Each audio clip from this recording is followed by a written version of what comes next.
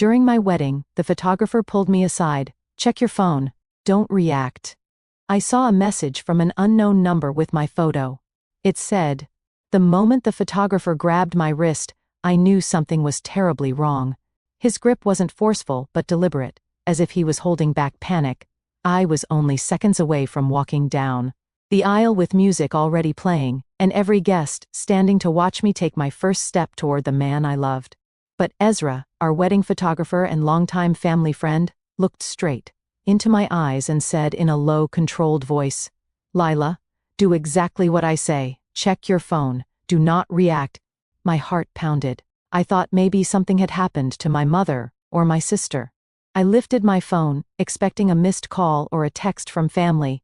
What I saw instead froze me in place. It was a picture of me in my wedding dress taken from behind, inside the private bridal suite where only my mother, my sister Ivy, and I had been getting ready. The message underneath said, "If you take one more step toward him, everything you love will be destroyed." My breath caught painfully in my chest. This was not a prank. Whoever sent that message had been inside my private room without anyone noticing. My skin prickled as I realized I wasn't just being watched. I was being hunted. I looked up and saw Noah, my groom, standing at the altar. He smiled softly when he saw me, his eyes full of warmth and patience. He had no idea that in that exact moment I was questioning everything, whether I was safe, who was behind that message, and most terrifying of all, if Noah himself had anything to do with it. My name is Laya Hart, and today was supposed to be the happiest day of my life. Instead, it became the day I discovered the person I trusted most might be hiding a truth that could destroy all of us. If you are watching this, stay with me until the end. This story might be the most important warning you ever hear. Subscribe to the channel and tell me in the comments where you're watching from, because what happened next will change the way you look at love and trust forever. That morning, I woke up to the sound of soft laughter in the hallway. My mother, Rachel, was already in full wedding mode, making sure every detail was perfect. She had dreamed about this day almost as much as I had. She kept saying, "Today, my daughter begins her forever." My father had passed away 3 years ago, so it was important to my mom that everything felt meaningful, gentle, and full of love.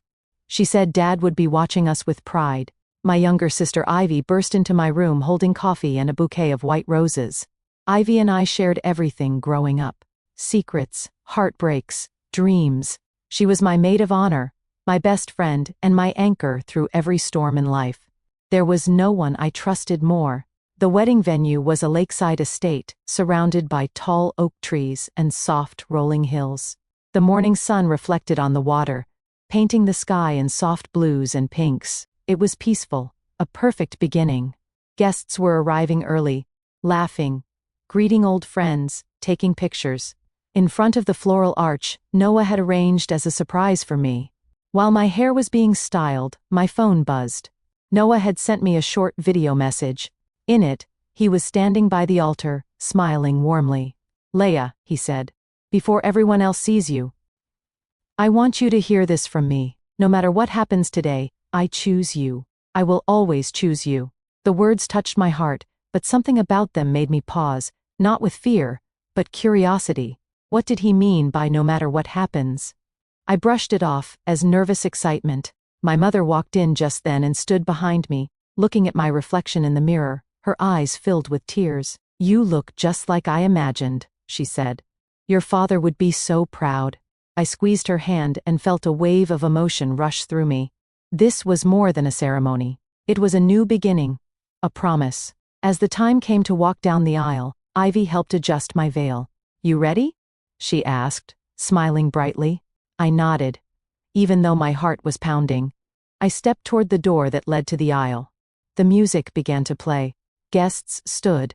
My mother wiped a tear. Noah was waiting for me with that same steady smile. The smile that made me fall in love with him the first time we met at a charity event 2 years ago. But just as I placed my hand on the doorknob, Ezra appeared. His normally calm face was pale. His voice was steady but urgent as he said, "Don't go out there yet. You need to see this." He handed me my phone. And in that single moment, everything shifted. A picture of me, in that exact dress, in that exact room taken minutes ago from an angle that made it clear someone had been standing just out of sight. The caption underneath was not just threatening. It was personal.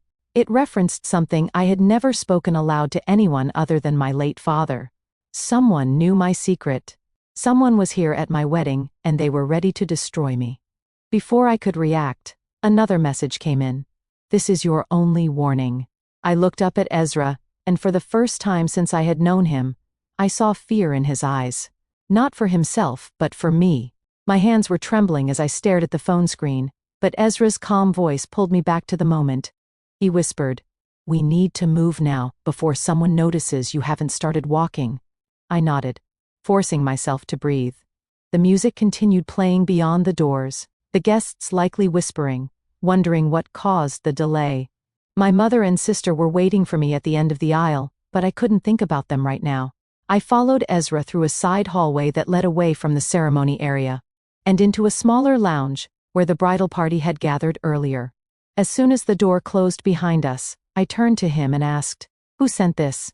Did you see anyone go into the dressing room?" Ezra shook his head. "No one should have been in there except your family. But there's more. Those messages were routed through a proxy. Whoever did this knows what they're doing." Before I could speak, my phone buzzed again. This time, it wasn't a photo. It was a video. I pressed play. The video showed Noah 2 nights ago, sitting in what looked like a dimly lit restaurant booth. Across from him was a woman whose face was partially hidden by her hair. Noah was holding her hand over the table. The camera slowly zoomed in on their hands as if someone was secretly recording them. Then the video ended and a message appeared. "He's lying to you. Walk away now, or you will be the one who pays for his secrets." I felt a sharp pain in my chest, like my heart was being crushed from the inside. I shook my head, trying to process what I had just seen. "This has to be fake." I whispered more to myself than to Ezra. Noah would never do this to me. Not now. Not ever. But then another message appeared, before I could even put my phone down. "Ask him about June 14th. My breath caught. June 14th was the date Noah had gone missing for a full day during our engagement.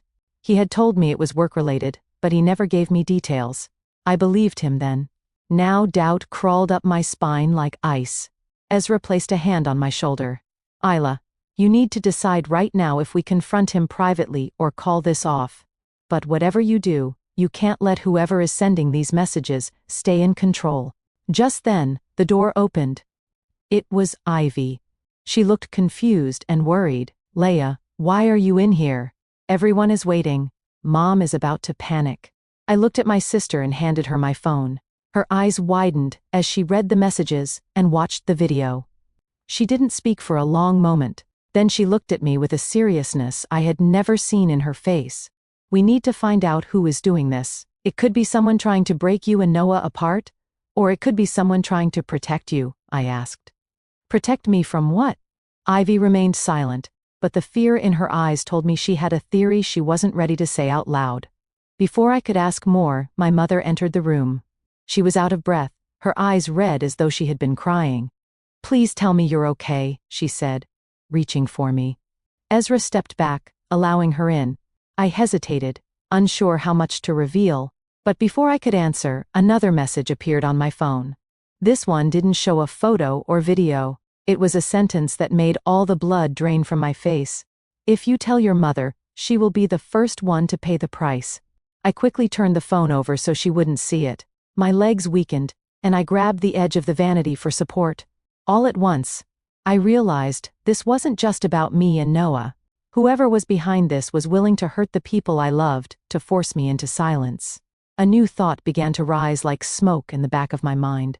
Whoever this was knew something very personal about my past, something that connected me, my mother, and the date June 14th. I looked at my mother carefully. Her expression had changed.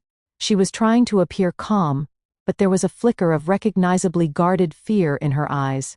Ivy noticed it too. The room felt smaller, the air heavier. I suddenly understood. This wasn't just about Noah's secrets. This was about mine. Secrets I thought were buried with my father. Secrets my mother warned me to never speak of again. And now, on the day I was meant to start a new life, someone from the shadows was determined to drag those secrets into the light.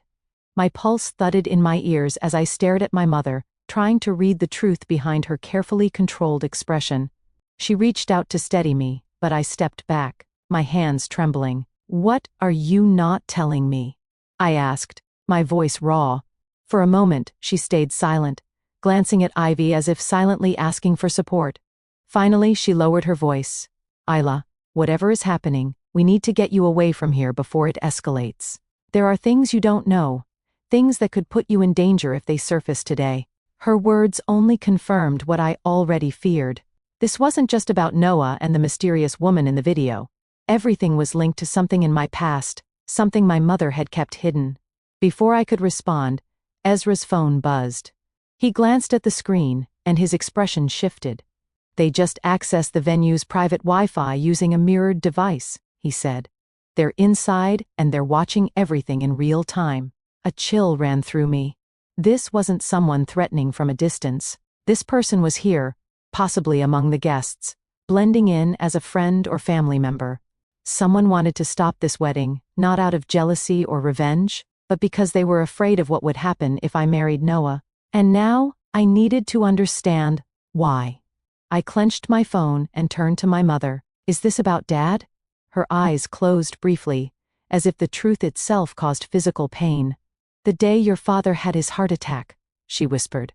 "He received a message just like the one you received today." The ground beneath my feet seemed to tilt. My father's death had always felt sudden and unfair, but I had accepted it as a tragic part of life. Now hearing this, it was as if his final moments were reaching forward to warn me. My mother continued, "He told me that if anything ever happened to him, I had to protect you at all costs. He said your future would be the key to exposing something bigger than us. Something dangerous." She grabbed my hands tightly. "The people behind that message believe that if you marry Noah, you will gain access to something that could destroy them." My voice cracked with confusion and fear. "Access to what?" She looked me straight in the eye. "Your father hid information inside. A trust that activates upon your legal marriage. Whoever controls that trust gains control over the evidence your father collected." My thoughts spun wildly. I walked toward the mirror, barely recognizing the bride staring back. I had thought this day was about love, commitment, and a promise of forever. Instead, I was standing at the center of a battle I never chose, holding a secret I didn't even know existed. Ezra stepped forward, his voice steady. "Ella, you need to decide. Do you go forward with this wedding and take control of whatever your father left behind? Or do you call everything off to protect your family?" The choice was impossible. If I walked down that aisle, I would be walking into a storm with Noah, at my side, not knowing if he was with me or hiding something from me. If I ran, I might save lives, but I might also lose the only chance to uncover the truth my father died protecting. Suddenly, my phone buzzed again. This time, it was a live photo. It wasn't of me. It was of Noah standing alone inside a dim hallway of the venue, talking to someone whose face was obscured. Noah's expression wasn't one of anger or guilt. It was fear. Real, desperate fear. The caption underneath read, "He knows what today will unlock. He is not who you think he is." My heart twisted. The man I was about to marry wasn't just hiding something. He was terrified of it. I realized in that moment that Noah might not be the enemy. He might be another target in this game, and the only way to find out the truth was to stop being afraid and start acting. I looked at Ezra and Ivy. "I'm not walking away," I said firmly. "But I'm not walking down that aisle blind either. I need to confront Noah before anyone else does." My mother started to protest, but I held up my hand. If Dad fought to protect something with his life, then I won't run from it. Not today. A silent understanding passed between me and Ivy. She nodded and stepped forward. "Well, help you. But we need to move fast." Ezra checked the hallway before opening the door. As we stepped out, I felt the weight of my decision settle over me, not as fear, but as purpose.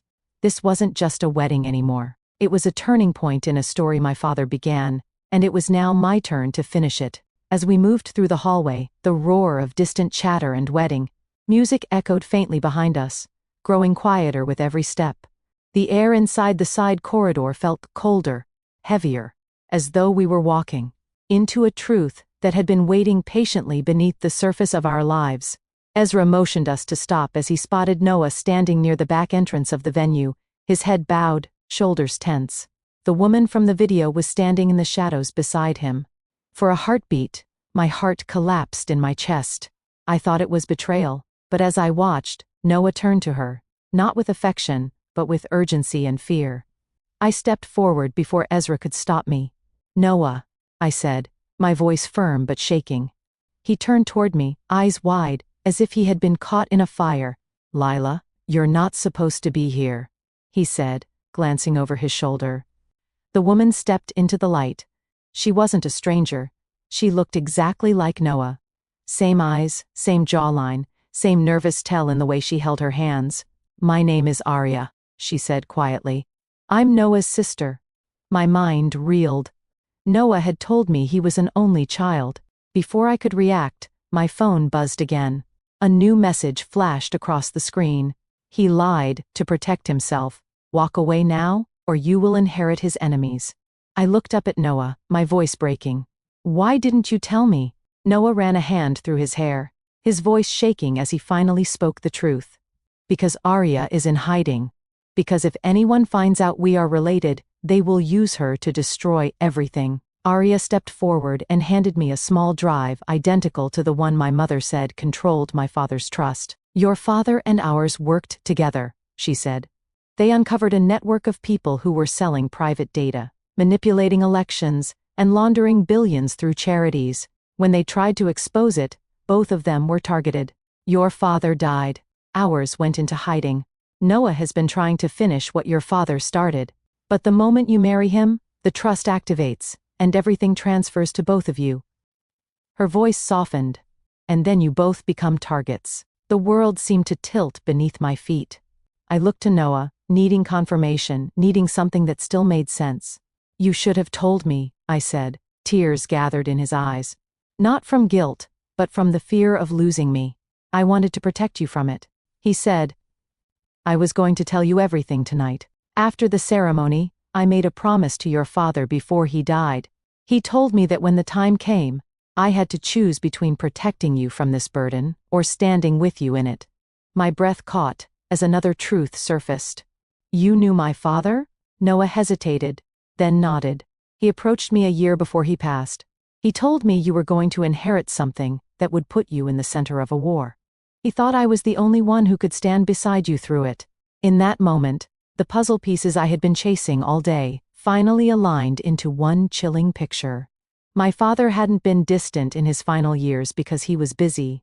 He was preparing for something, and he had chosen Noah, not just as a son-in-law, but as a guardian.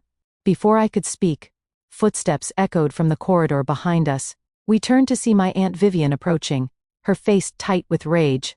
She held my phone in her hand. "You were supposed to run," she hissed. "You were supposed to break this wedding so the trust wouldn't activate." My stomach twisted. "It was you," I said, barely able to recognize my own voice. Vivian's eyes gleamed with cold fury. "Your father ruined everything for our family when he refused to share the trust. That money, that power, it belongs to us, by blood. I wasn't going to let you hand it over to his enemies." She lifted a remote from her pocket and pressed it. Screens in the hallway flickered on, showing security footage from hidden cameras she had planted. Footage that could destroy Noah, Arya, and every secret they had tried to protect. Before she could make another move, my mother appeared behind her, voice steady and strong. "Vivian, it's over. You will not harm my daughter." My mother had called security. Within seconds, guards approached and restrained Vivian as she screamed threats.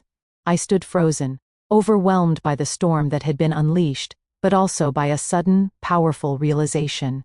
This wasn't the destruction of my life. It was the unveiling of it.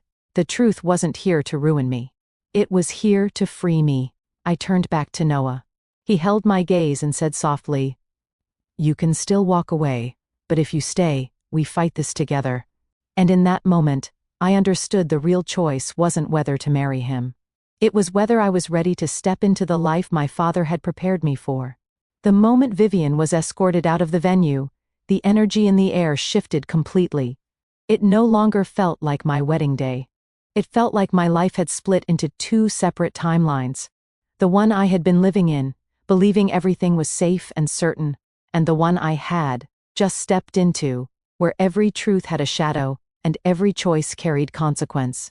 My mother reached me first, tears pooling in her eyes, not of sorrow, but release. She cupped my face and said, "Your father trusted you more than anyone. He knew one day you would have the strength to confront what he couldn't." Her words hit me harder than anything else that had happened. It wasn't about inheriting a trust or uncovering a conspiracy. It was about becoming the woman my father believed I was meant to be. Ivy wrapped her arms around me and I held her tightly, feeling the unspoken bond of sisters, facing something that was bigger than both of us. Noah stood a few feet away, watching me with eyes full of uncertainty.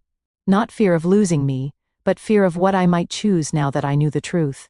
I walked toward him, every step feeling like a vow being written in real time. He didn't speak, didn't try to defend himself. He simply said, "Whatever happens next, I will stand with you. Not because of the trust, not because of what your father left behind, but because I love you, and because I would rather face a lifetime of danger with you than live in safety without you." Arya watched with quiet, hopeful eyes, as if my choice would determine not just my future, but hers too. I looked around at the remnants of what was supposed to be a perfect day. Flowers still perfectly arranged, chairs still lined in elegant rows, guests whispering in confusion. Everything still looked beautiful, but nothing was the same. The illusion was gone, and strangely, that gave me peace. I took Noah's hands in mine and said, "We won't continue the ceremony today, not because I'm walking away, but because the life we step into together can't begin with secrets. We begin with truth." A murmur rippled through the crowd as I turned to face everyone. For the first time in my life, I felt entirely in control of my future. I explained that the wedding was being postponed, not cancelled. I told them I had made a discovery that would affect not only my family, but countless others. I promised that when we stood at that altar again, it would be with every truth in the open, every shadow exposed to light. Some guests were confused, some were emotional, but many stood and applauded, not for drama, but for courage. My mother stood beside me, Ivy joined her, Noah and Arya stepped forward. And in that moment, I realized I was no longer a bride trying to protect her wedding day. I was a woman stepping fully into her purpose. Over the next weeks, everything changed. The trust my father created was activated legally, not by marriage but by my choice to claim it directly as his heir. The files he had stored were released to legal authorities, exposing deep systems of corruption that had controlled networks of power for decades. Names that once seemed untouchable appeared in headlines across the country. Investigations were launched, arrests were made, assets were frozen, and while chaos filled the news, something extraordinary was happening under the surface. People were waking up. Communities were talking about transparency. Families were reevaluating their priorities. It was as if a collective fog had lifted, and the world could finally see itself clearly. As for my family, healing began. My mother finally spoke openly about the fear she had carried for years after losing my father. Ivy moved in with me temporarily to help manage media attention. Arya remained under protective custody until the people who had targeted her were arrested. Her relationship with Noah, once defined by secrecy and danger, gradually became one of hope and rebuilding. And Noah and I, instead of rushing back into wedding planning, began attending counseling, not because we were broken, but because we wanted to build a marriage stronger than the forces that tried to tear it apart. We started walking by the lake every evening, discussing not wedding themes or flowers, but trust, legacy, and the meaning of choosing someone not just in joy, but in battle. The world did not magically become safe. The enemies my father warned us about did not disappear overnight. But something changed in me that day. I no longer viewed myself as a victim of circumstance, or a bride whose day had been ruined. I saw myself as a guardian of truth, carrying forward the work my father began. My identity was no longer wrapped in silk and lace. It was forged in courage and choice. And when Noah eventually knelt before me again, not with a ring, but with a promise, I knew the life ahead of us, whatever it held, would be built on unshakable ground. If this story made you feel something, if it made you ask yourself what you would do in my place, make sure you subscribe and tell me in the comments where you're watching from, because your story matters too, and it might be the next one the world needs to.